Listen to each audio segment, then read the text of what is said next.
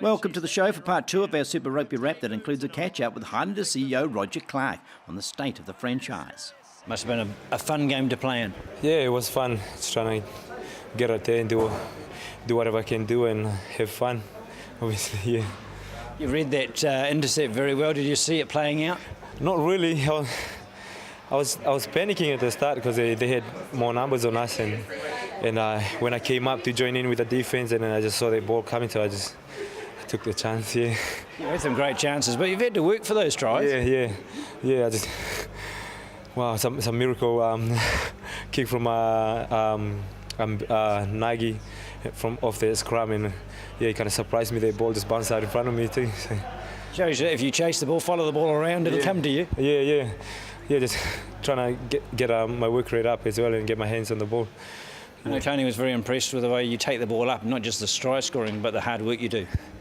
Yeah, I think it's my role building into this week to try to just do my role and take it up as hard as I can, and then present a good quick ball for the halfback. Yeah. When you turned up here at the beginning of the season, you couldn't have believed how good the year it's going to be for you. Yeah, I couldn't even believe I was going to get this much game time. So yeah, it's going awesome. Must be fun to score in front of the crowd there because they're so close at this ground. Yeah, I love playing here. The crowd's good and the support is really good too. Yeah. It's just the conditions for a back, isn't it? You know it's dry, you know it's fast. Yeah, I love playing here. Who's the quicker, you or Patrick? Have you had a bit of a race, you two? You look both the same pace. I don't know. I think Pat is faster. I think he's quicker. It's a great backline though, isn't it? It's supplying a lot of chances. Yeah.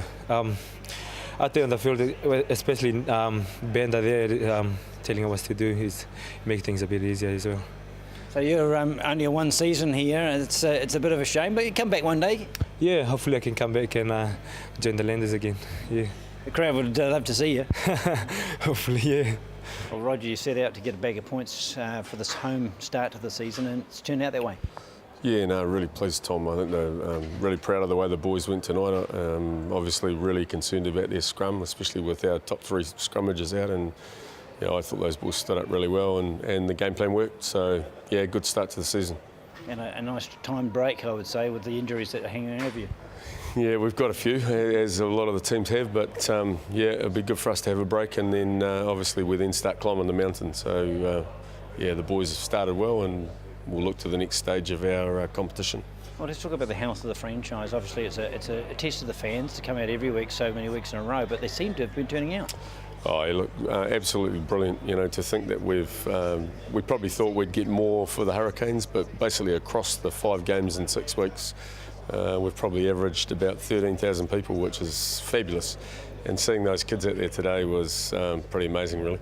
There's a great little concept you've had, and just tell us about that club rugby one. How did that idea come about? Yeah, look, we've worked really hard to try, and we knew it was going to be a tough gig, 5 games in 6 weeks, so we've worked really hard to look at how we get the students in, but then also when the students weren't here this week, what we did with it. And so registration for junior rugby came up, and so the idea to have a bender's shout for all the kids that are registered rugby players south of the Waitaki came up, and I think it was fantastic to see those kids in their rugby. All they had to do was wear their rugby jerseys and bring their bender's shout coupon, and look, I don't know how many of them were there, but it was pretty special, wasn't it? Yeah, and a great little spectacle at half time, the smallest kids you could find, and they were having a genuine race. Yeah, it was like the old days. One little kid there that ran about the 3rd leg for Harbour, he was just struggling to get across the grass clippings really, but no, it was pretty special really. And that start that first week, the students in the zoo, it was just a massive atmosphere.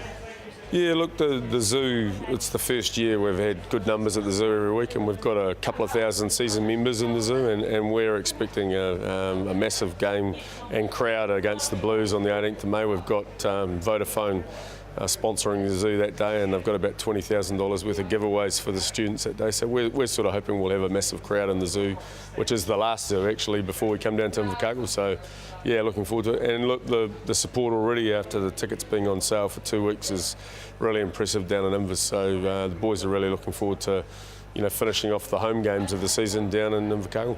There's no hiding the fact that they're winning is getting everyone. I mean, winners are grinners, aren't they? Yeah, look, I think Jamie and his coaching team have put together a very competitive team, and I think we all saw that last year. And there's nothing out there that says that they're not back there again and maybe a little bit better. So they've still got to do it on the field, and they've got a long way to go, but it's been a really good start. And you've had a great run with pickups with Fekatoa and Buckman, and this year Nahol. Somebody's coming out of the woodwork every year that's come from nowhere. Yeah, look, the guys, Jamie and his team do a lot of work. The due diligence that's done on players, not only in New Zealand, but mainly in New Zealand through ITM Cup and over the sort of year to year is people would sort of hard to fathom how much time they spend, but it pays off, and they've obviously between them got an eye for talent, because young guys like Waisaki, who we sort of get at bargain basement prices and has been in other franchises or in another franchise, is an outstanding boy, and it's just a shame that he's signed with Clermont, because I think and I know the coaches think he could go to bigger and better things. Can't negotiate out of that? I wish we could, yeah. Once you get tied into those French contracts, as Rennie Ranger found out, it's hard to break. Yeah, yeah, definitely. And you sign a contract, but it's a shame that at 23 we're losing a guy that's already looking like he could be a star of the future. What about behind the scenes financially? Pretty solid footing at the moment, good sponsorial support? Yeah, look, we had a solid year last year, and it's a tough year this year, but it's going to be solid again. And look, obviously the aim is to sell the management licence, and I know New Zealand Rugby are making really good progress on that. And if that can happen, then hopefully we can do well here. And we were just talking to the president of the Stormers, and their average crowds are 40,000 people, but they're drawing from 5 million people, within an hour of the stadium, and you've got to envy that. Our average crowds at 12 or 13, we think that's great, but if we had 40, then all of a sudden you're on a real winner. So we're always going to battle, but we're battling in a really positive way at the moment. I flew out of Dunedin last week, sitting next to a New Plymouth swimming coach who was down here for the weekend. I think he spoke for 60 minutes about what experience the stadium was, and everyone should have one. Yeah, look, well, even the Stormers president said the same thing. I mean, it is a very special stadium, and it doesn't matter whether we've got 16,000 or 10,000.